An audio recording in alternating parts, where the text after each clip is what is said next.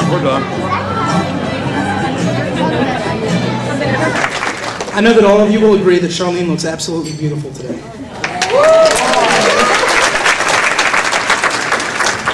I have determined during the time that I've known her that she deserves someone who is successful, generous, and affectionate.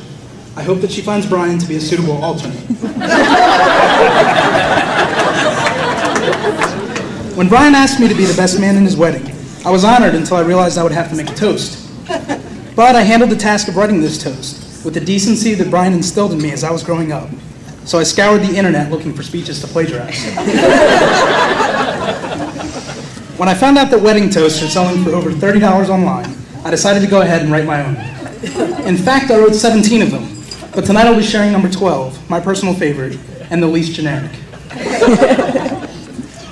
Brian and I have been brothers for almost 25 years, and friends for at least the last 6. Growing up, we spent plenty of time together. I can remember wasting entire summers watching movies, fighting over just about everything, and sleeping until the late afternoon. A lot has changed since then. Our favorite movies aren't always the ones aired on Cinemax after midnight. We only get to fight during holidays, and I haven't slept past noon since last Saturday. In the past few weeks, I spent a lot of time reflecting on embarrassing moments in Brian's life, and I'm still overwhelmed by the volume of material. So instead of sharing some anecdote that will offer insight into Brian's personality, I will tell you why I know that Brian and Charlyn were meant to be together. My family spent every vacation that I can remember at Walt Disney World. And to me, a typical vacation meant that Mom would be happy, Dad would be sleepy, and Brian would, without exception, be grumpy, and sometimes a bit doty. His grumpiness took on many forms, whether it was pouting in the hotel room, boycotting the French Pavilion at Epcot, or fasting through the Hoop-Dee-Doo Review. Eventually, I went on to work at Walt Disney World, and Brian and Charlyn came to visit.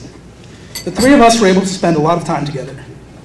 I quickly grew confused by Brian's willingness to watch parades and sit through musical stage shows. I knew in my heart that Brian still hated the 3 o'clock parade and the cardboard silverware singing "Be Our Guest."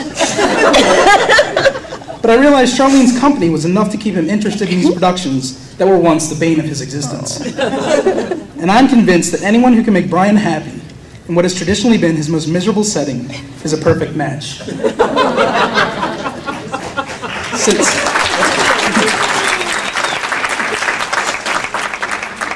Since I was only able to see Brian and Charlyn a couple of times each year while they were dating, it was easy for me to recognize the progression of their affection.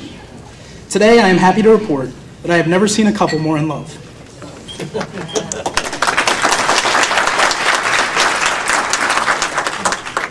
I want to explain that if I appear to be nervous today, it is because Brian is my best friend, and it is difficult for me to express with words how happy I am that he has found true love with someone as wonderful as Charlyn.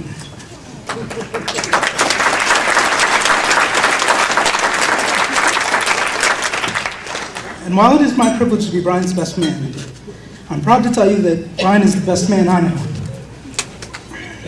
If I don't appear to be nervous, which I think is out right now, but it's because I knew that nothing I could say would be more embarrassing than Brian's dancing.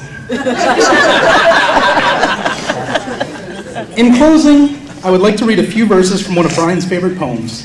This poem was credited to a man named Walt, so we can assume it was Whitman.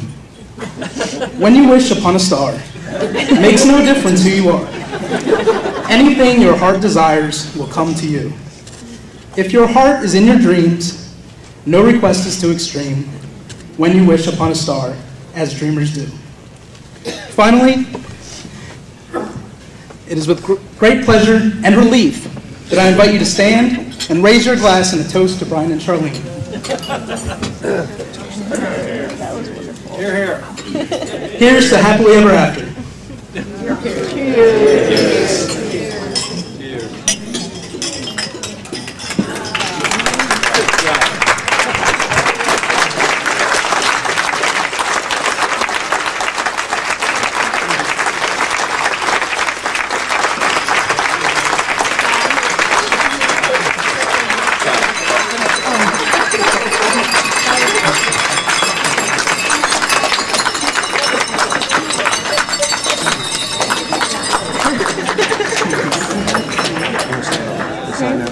Okay.